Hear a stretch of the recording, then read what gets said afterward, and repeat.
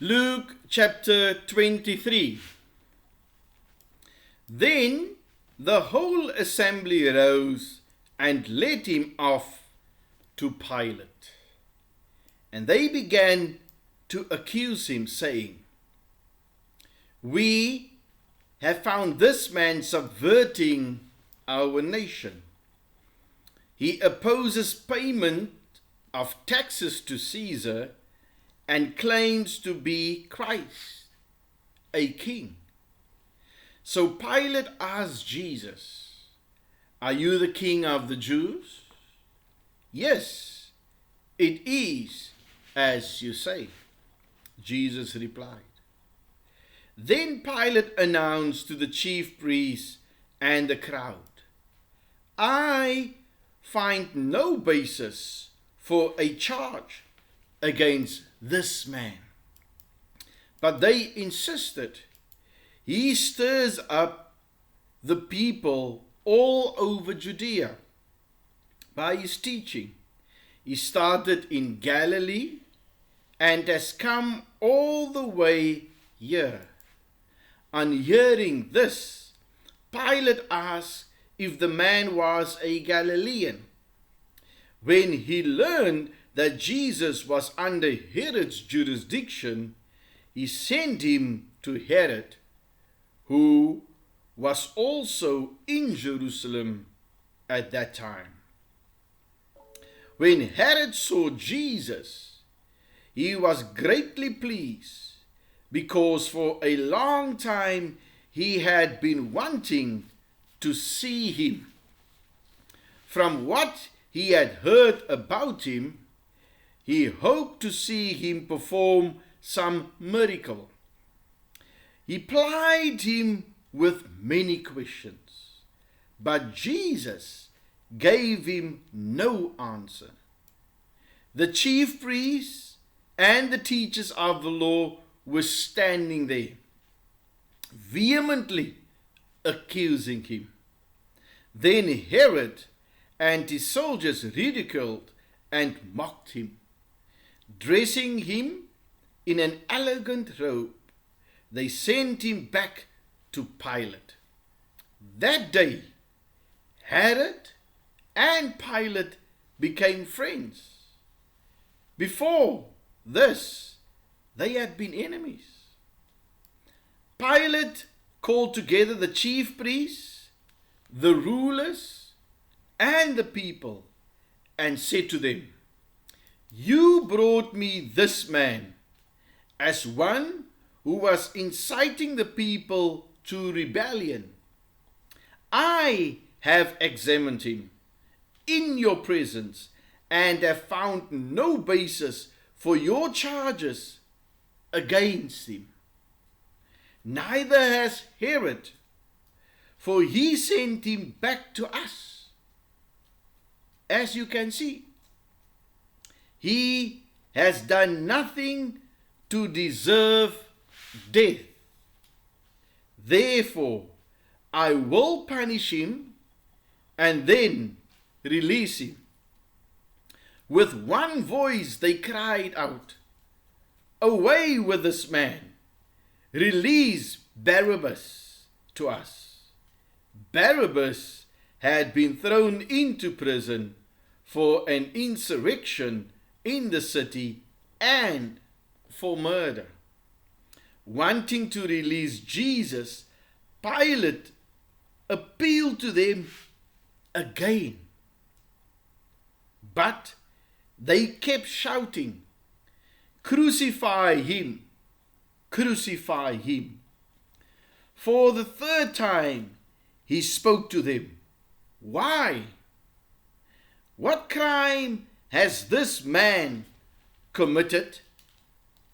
I have found in him no grounds for the death penalty. Therefore, I will have him punished and then release him." But with loud shouts, they insistently demanded that he be crucified, and their shouts prevailed. So Pilate decided to grant their demand. He released the man who had been thrown into prison for insurrection and murder, the one they asked for, and surrendered Jesus to their will. As they led him away, they see Simon from Cyrene, who was on his way in from the country, and put the cross on him and made him carry it behind Jesus. A large number of people followed him, including women who mourned and wailed for him. Jesus turned and said to them, "Daughters of Jerusalem, do not weep for me. Weep for yourselves and for your children. For the time will come when you will say, 'Blessed are the barren women, the wombs that never bore, and the breasts that never nursed.' Then they will say to the mountains, 'Fall on us,' and to the hills, 'Cover us.' For if men do these things when the tree is green, what will happen when it is dry?" Two other men, both criminals, were also led out with him to be executed. When they came to the place called the Skull, there they crucified him along with the criminals, one on his right, the other on his left. Jesus said, "Father, forgive them, for they do not know what they are doing." And they divided up his clothes by casting lots. The people stood watching, and the rulers even sneered at him. They said, "He saved others. Let him save himself if he is the Christ of God, the chosen one." The soldiers also came up and mocked him. They offered him wine vinegar and said, "If you are the king of the Jews, save yourself." There was a written notice above him which read, "This is the King of the Jews." One of the criminals who hung there hurled insults at him. "Aren't you the Christ? Save yourself and us." But the other criminal rebuked him. "Don't you fear God," he said, "since you are under the same sentence? We are punished justly, for we are getting what our deeds deserve. But this man has done nothing wrong."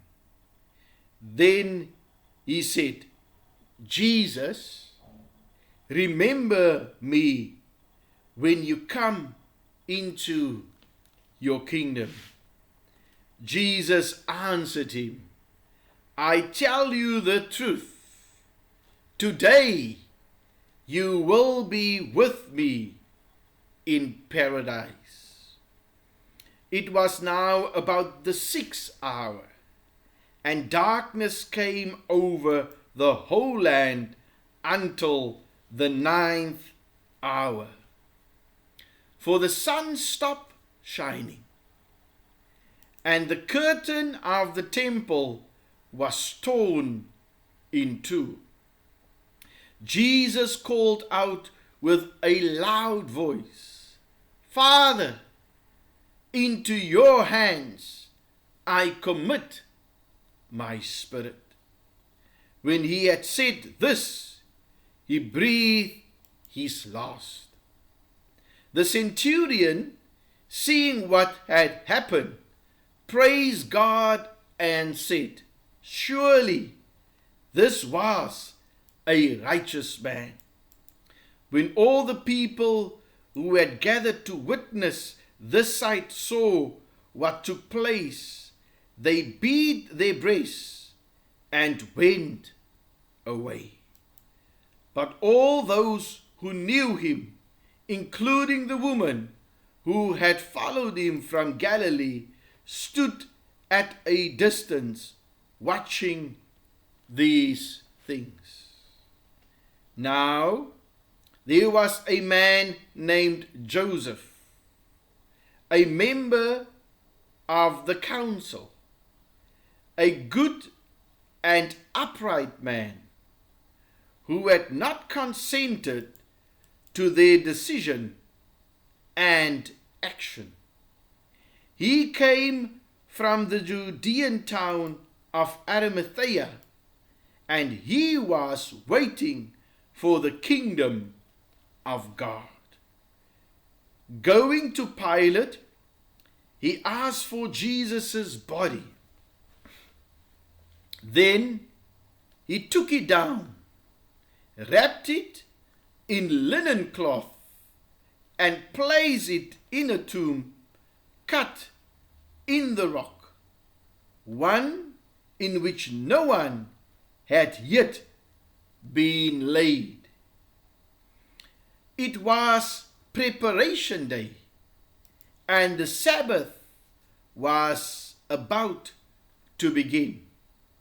The woman who had come with Jesus from Galilee followed Joseph and saw the tomb and how his body was laid in it.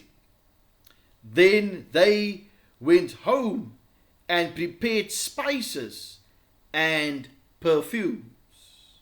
But they rested on the Sabbath in obedience to the commandment.